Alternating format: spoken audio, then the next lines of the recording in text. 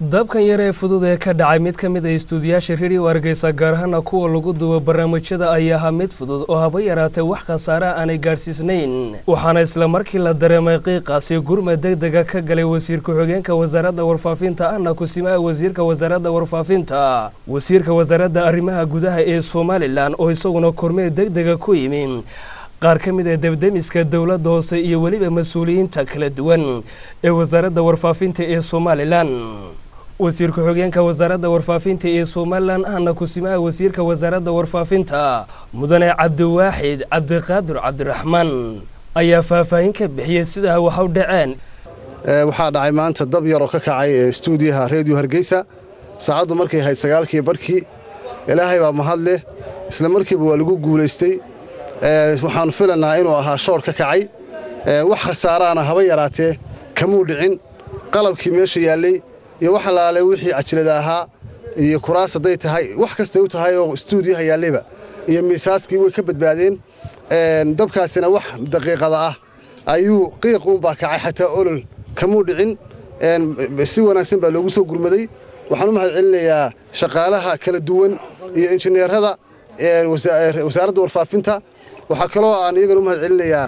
dawladda hoose oo dibdemiska noo soo dirtay ciidamada bilayska oo taliyaha madaxa howlgelintu oo inala joogo marka waxa iyaguna kulay madaxda gobolka barasaabka iyo barasaab ku-xigeenka oo iyaguna inala jooga runtii wax weyn ma yahayn ilaahay bay nagu guuleeyay hawshaasina way dhamaatay shaqadii wasaaraduna sideedii bay u socotaa haba yaraatay wax khasaare ah oo la sheego oo halkan aynu maanta ka sheegi karno inay ka dhaceenna ma jirto wasiirka wasaaradda arrimaha gudaha ee Soomaaliland mudane Cali Maxamed Uraan Caddo oo isaguna ka hadlay dabkaasi yar ee fudud ee istuudiyaha Radio Hargeysa ka dhashay ayaa yiri saxuun waxa sixir ka daran baa la yiri waxaan maqalay maanta in short ka kacay istuudiyoga Radio Hargeysa runtii ilaahay baa xamdile shortkaas wuxuu noqday mid aan wax dhibaato ah ama wax dheemaje geysan qiiqii horeeyay markii la arkay ayaa shaqaalihii iyo madaxdii wasaaraddu oo u horeeyo wasiir ku-xigeenka wasaaraddu ay wax ka qabteen iyadoo loo soo gurmaday waxa ilaahay mahadiyay in imika istuudiyogu sidiisii caadiga ahayd uu hadlayo oo wax dhibaatay aanay gaadhin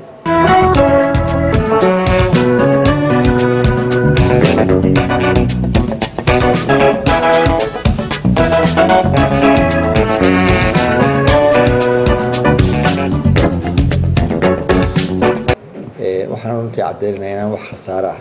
oo soo gaari jirin sida dadka qaarkii wax u qoreen waana la arki karaa iyadoo imka lagu shaqeynayo istuudiyoga iyo wariyaashii ay ku jiraan oo sidiisii caadiga ahayd uu shaqeynayo geesta kale wasiirka wasaaradda arrimaha gudaha ee Soomaaliland waxa uu ka hadlay arrimaha diiwaangelinta gaar ahaan dadka caadaystay inay ku noolnoodaan waan la soconaa wadanka waxa ka socda khaasan magaalada gobolka Hargeysa diiwaangelintii dhawaanna waxa loo bixi doonaa gobolada kale iyadoo dhammaan dadka laga diiwaangelin doono diiwaangelintaas waxay u socotaa si aad iyo aad u fiican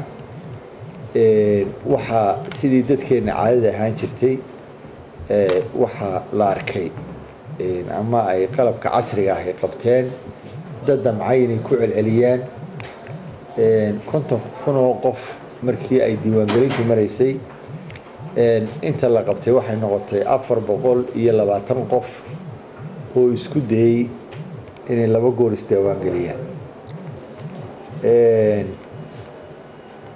dadka badankoodii way xidhan yihiin waxaanu horgeyn doonaa sharciga wasiirka arrimaha gudaha ee Soomaaliland waxa ugu baaqay shacabka Soomaaliland in ay isdiiwaangeliyaan oo diiwaangelinta u soo baxaan mudane Cali Maxamed Uraan Caddo waxa uu sheegay in sida ugu dhaqsaha badan looga bilaabi doono diiwaangelinta gobolada kala duwan ee Soomaaliland agaasimaha waaxda farsamada ee wasaaradda warfaafinta dhaqanka iyo wacyigelinta ee Soomaaliland ayaa waxa uu sheegay in wax khasaare haba yaraatee aanay soo gaadhin istuudiyahaasi isla markaana uu yahay mid sidii loogu talagalay u shaqeynaya